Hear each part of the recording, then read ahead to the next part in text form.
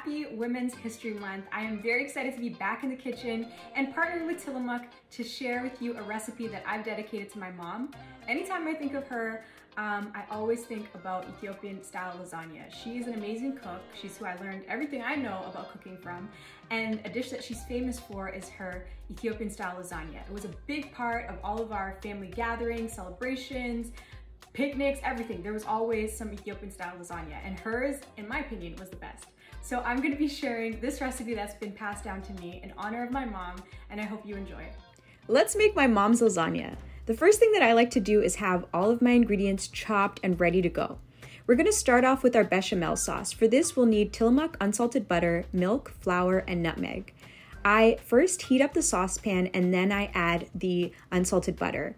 Then I add equal parts flour and I mix it up really well until it's evenly incorporated. After a minute or so, I add milk and I add this in slowly and I switch over to a whisk so that I can stir it up and whisk it up really, really well. This creamy sauce is what makes the lasagna so delicious and creamy, so I absolutely love it, but it's important that you stir it really well so you don't get lumps. The extra touch is adding that freshly grated nutmeg. It makes it so delicious.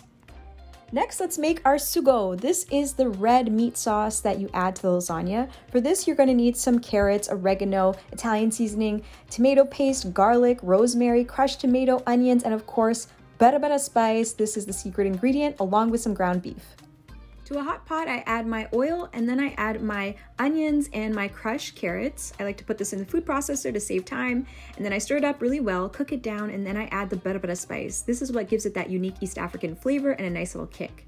Then I add garlic and my ground beef. I stir it up really well, cook it down, and then I add the tomato paste and then continue to stir and cook it down.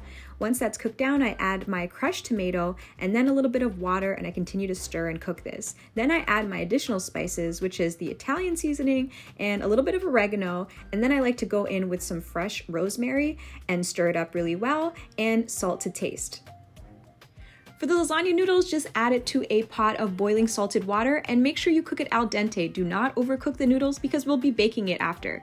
So to a bottom of a baking dish, we're going to layer in our sugo, which is that red meat sauce, with our lasagna noodles, and then extra bechamel because I like my lasagna extra creamy. I don't know about you, but I love it extra creamy. And then I like to add my Tillamook cheeses. I use the Italian blend as well as the mozzarella. I love the combination of both. And then I just continue layering it up and then place it into the oven for about 30 to 45 minutes and enjoy. Lasagna is finally done and it looks and smells so good.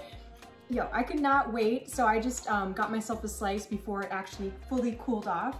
And I just topped it off with some parsley and it just looks so good. So I'm gonna go ahead and do a taste test for you guys. This is already bringing back memories of like family reunions, of church picnics, of my birthday party with my mom.